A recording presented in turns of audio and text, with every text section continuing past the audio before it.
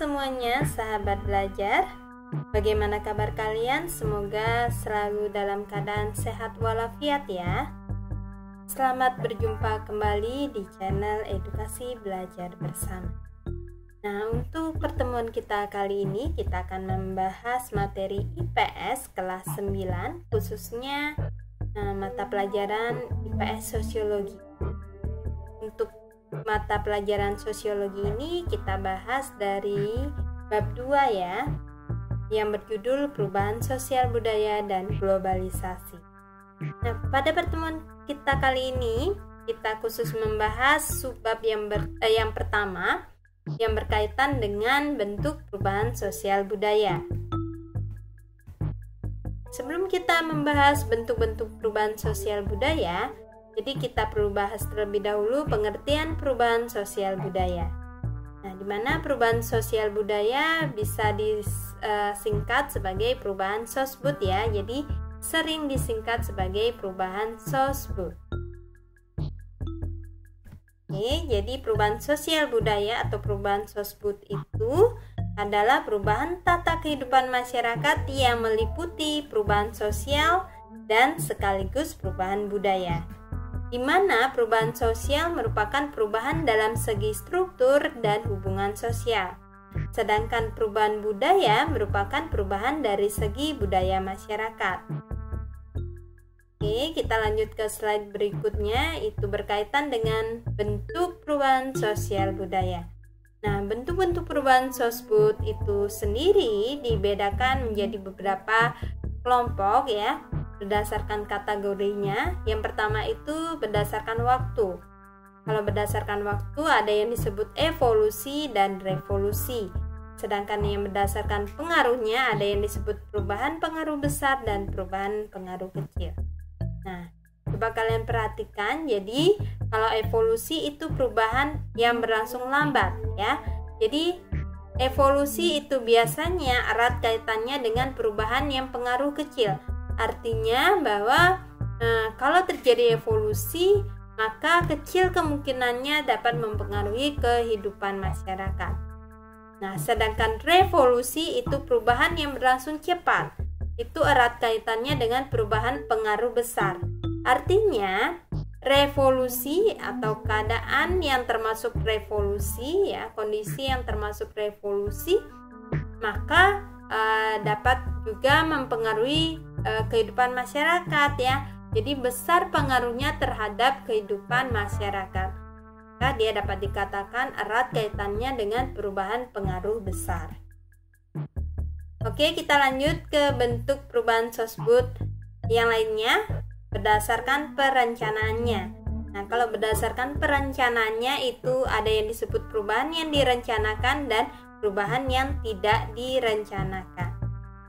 Nah, pada kesempatan kita kali ini kita tentu akan membahas satu persatu berkaitan dengan bentuk dari perubahan sosial budaya itu sendiri ya. Yang pertama, ada yang disebut evolusi atau perubahan lambat. Nah, seperti yang sudah disampaikan tadi di awal, evolusi atau perubahan yang berlangsung lambat itu erat kaitannya dengan perubahan pengaruh kecil. Artinya bahwa evolusi itu sangat kecil kemungkinan dapat mempengaruhi kehidupan masyarakat. Berarti perubahan evolusi ini merupakan perubahan sosial yang memerlukan waktu yang lama dan diikuti oleh rentetan perubahan kecil yang terjadi secara lambat. Jadi kalaupun dia dapat mempengaruhi kehidupan masyarakat, jadi kecil kemungkinannya bisa mempengaruhi kehidupan masyarakat. Dan itu pun memerlukan waktu yang sangat lama. Contoh misalkan perubahan sosial pada masyarakat tradisional, seperti contohnya yang berkaitan dengan mata pencarian seseorang ya, di mana masyarakat tradisional atau masyarakat yang tinggal di daerah pedalaman, berarti masyarakat primitif ya, itu biasanya mata pencariannya adalah berburu. Nah, apabila kita hendak berkunjung atau melakukan penelitian dan lain sebagainya ke daerah pedalaman tersebut dengan tujuan baik gitu ya, dengan tujuan agar dapat membagi informasi, berbagi pengalaman ya terkait apa yang kita peroleh di daerah kita, khususnya daerah kota ya. Jadi kita niatnya itu adalah berbagi informasi agar kehidupan masyarakat di daerah pedalaman tersebut juga dapat lebih berkembang ya, berubah menjadi lebih baik lagi, terutama yang erat kaitannya dengan mata pencarian masyarakat di daerah pedalaman tersebut. Nah, contoh kan tadi mereka kebanyakan mata pencariannya berburu. Nah, apabila kita datang ke sana untuk berkunjung, memberikan informasi, memberikan gagasan ya terkait hal-hal baru gitu ya, itu belum tentu dapat diterima oleh masyarakat yang tinggal di daerah tersebut, daerah pedalaman tersebut. Karena apa? Karena apa yang mereka telah lakukan ya, aktivitas kehidupan sehari-hari mereka itu tentu erat kaitannya dengan adat istiadat.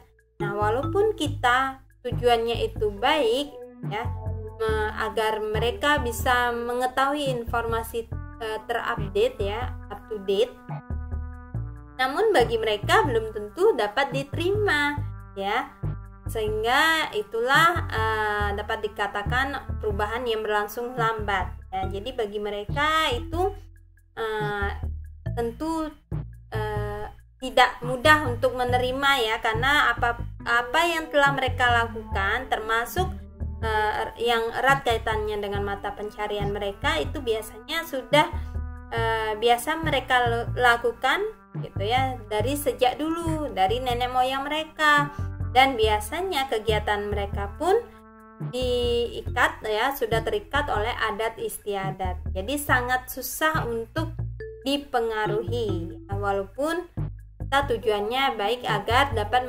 memberikan pengaruh perubahan yang positif bagi mereka. Oke, kita lanjut ke revolusi atau perubahan cepat.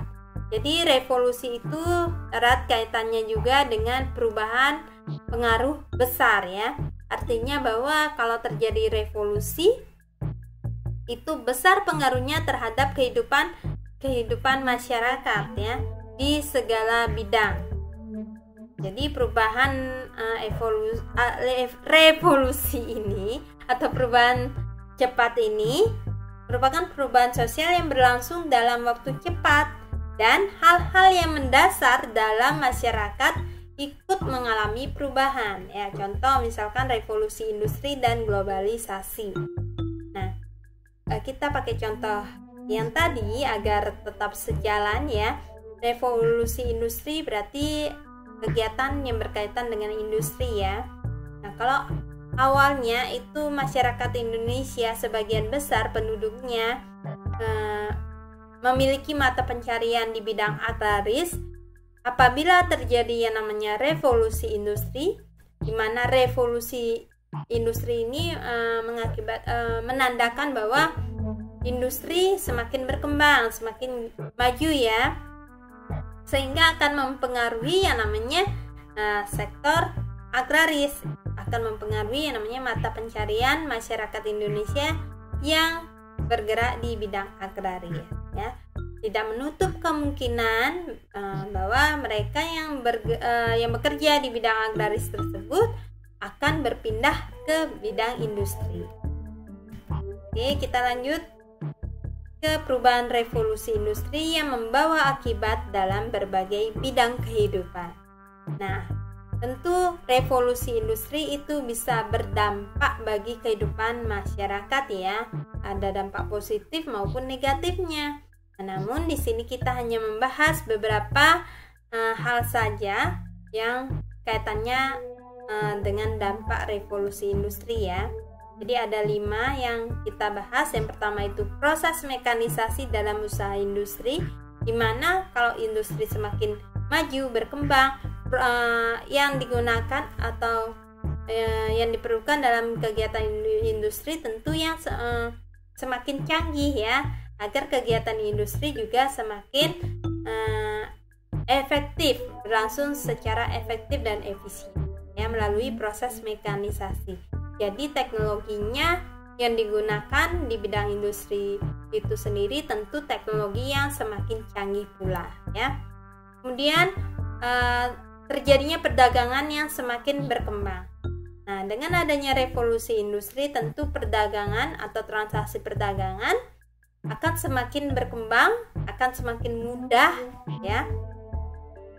Dan juga transportasi semakin lancar.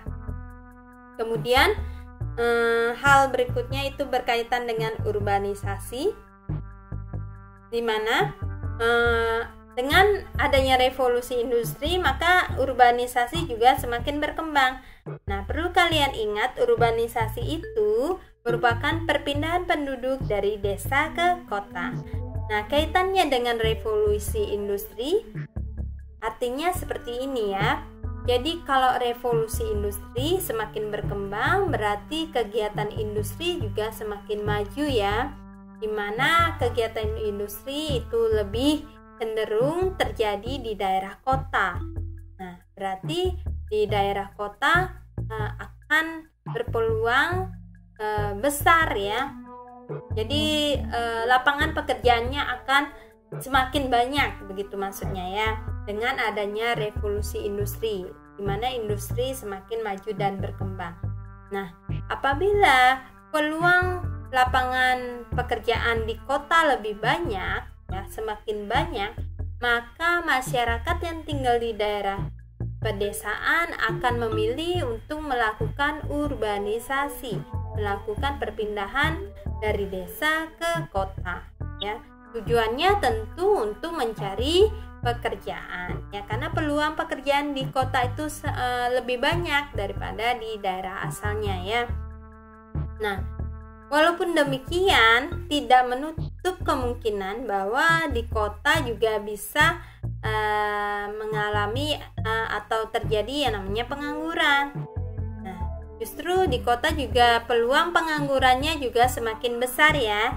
Karena apa? Karena apabila lapangan pekerjaan yang ada di kota, walaupun industri semakin berkembang, berarti lapangan pekerjaan di bidang industri itu semakin banyak, ya. Namun apabila jumlah lapangan pekerjaan yang ada tersebut tidak sebanding dengan jumlah para pencari kerja, termasuk juga yang melakukan urbanisasi ke kota dengan tujuan mencari pekerjaan, apabila itu tidak sebanding, maka peluang pengangguran juga semakin banyak dan besar, ya. Kemudian kita lanjut ke poin yang berikutnya, itu tentu terjadi kesenjangan sosial. Salah satu bentuk kesenjangan sosial yang terjadi akibat revolusi industri itu biasanya kriminalitas akan semakin banyak, ya. Oke, kita lanjut ke perubahan pengaruh besar. Nah, seperti yang dikatakan tadi di awal, jadi diingatkan lagi, perubahan pengaruh besar berarti besar mempengaruhi kehidupan masyarakat, ya. Nah, ini juga erat kaitannya dengan perubahan yang berlangsung secara cepat atau revolusi. Nah, berarti perubahan ini membawa perubahan pada sendi-sendi kehidupan masyarakat atau manusia, di mana artinya perubahan yang sangat besar pengaruhnya terhadap berbagai bidang kehidupan. Contoh, industrialisasi, masih berkaitan dengan contoh yang sebelumnya, ya, di mana industrialisasi itu merupakan proses perubahan sosial ekonomi yang mengubah sistem mata pencarian seseorang. Nah, awalnya mata pencarian masyarakat Indonesia lebih banyak di sektor agraris, ya. Jadi kalau terjadi revolusi industri, karena perubahan pengaruh besar itu berkaitan dengan revolusi, maka terjadilah yang namanya industrialisasi, ya. Tidak menutup kemungkinan bahwa masyarakat yang awalnya bekerja di bidang agraris itu berpindah menjadi mata pencariannya menjadi bidang industri, ya. Oke, kita lanjut. Baik, kita lanjut ke slide yang berikutnya, itu perubahan pengaruh kecil. Nah, jadi jadi perubahan pengaruh kecil erat kaitannya dengan evolusi ya. Jadi dia sangat lambat mempengaruhi kehidupan masyarakat, dan kecil juga kemungkinan dapat mempengaruhi kehidupan masyarakat. Ya, jadi dia tidak membawa perubahan pada unsur-unsur sosial masyarakat. Contoh tadi, kehidupan pada masyarakat primitif. Nah, dikatakan primitif berarti dia tinggal di daerah pedalaman ya, masih tradisional, kemudian lebih cenderung sikapnya kaku, artinya dia tidak menerima pengaruh dari luar ya. Nah, kenapa? Karena mereka itu masih sangat kental dengan adat istiadat ya, mereka sudah percayai dari dulu ya, dari sejak nenek moyang mereka ada. Kemudian contoh berikutnya, tren pakaian anak muda masa kini. Nah, ini juga termasuk contoh perubahan pengaruh kecil. Karena apa? Karena tren pakaian anak muda masa kini itu hanya mempengaruhi yang namanya generasi seusia saja ya, jadi hanya diikuti dan digunakan oleh generasi seusia saja. Misalkan contoh, tren pakaian anak muda masa kini usia SMP, jadi anak-anak SMP saja yang mengikuti dan menggunakannya ya. Jadi anak dewasa gitu ya, atau masyarakat yang sudah umur dewasa itu biasanya tidak mengikuti tren pakaian anak SMP ya. Oke, kita lanjut ke perubahan yang direncanakan. Oke, berdasarkan suku katanya, coba kalian perhatikan. Jadi perubahan yang direncanakan tentu dia sudah direncanakan dari jauh-jauh hari ya. Dalam artian perubahan ini sudah terjadwal ya. Nah, ciri dari perubahan yang direncanakan biasanya dia bersifat positif atau dia diinginkan atau juga dikehendaki oleh masyarakat. Nah, perubahan yang memang diinginkan atau dikehendaki oleh masyarakat ini biasanya berdampak positif bagi kehidupan masyarakat ya. Contoh, perbaikan jalan, proyek pembangunan rumah sakit dan lain sebagainya. Jadi ini tentu akan berdampak positif bagi kehidupan masyarakat. Apabila perbaikan jalan tentu kan akan mempermudah yang namanya transportasi ya, memperlancar transportasi.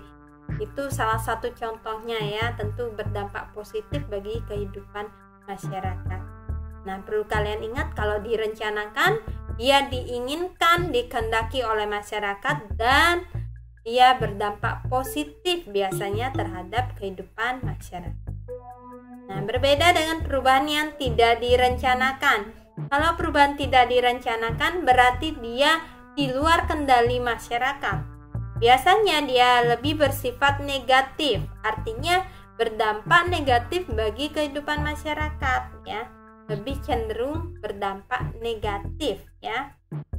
Nah, contoh misalkan bencana alam dan terjadinya virus COVID-19 ya, di mana bencana alam dan virus ini tentu tidak diinginkan sama sekali oleh masyarakat, jadi tidak direncanakan ya, karena dampaknya negatif atau merugikan kehidupan masyarakat. Baik, untuk pertemuan kita kali ini hanya cukup sampai pada pembahasan ini saja ya, berkaitan dengan bentuk-bentuk perubahan sosial budaya. Nah, untuk subbab yang berikutnya akan kita bahas pada pertemuan berikutnya. Sekian yang bisa saya sampaikan. Apabila ada salah kata, saya mohon maaf yang sebesar-besarnya. Apabila ada saran, silakan tinggalkan saran di kolom komentar. Terima kasih, sampai jumpa.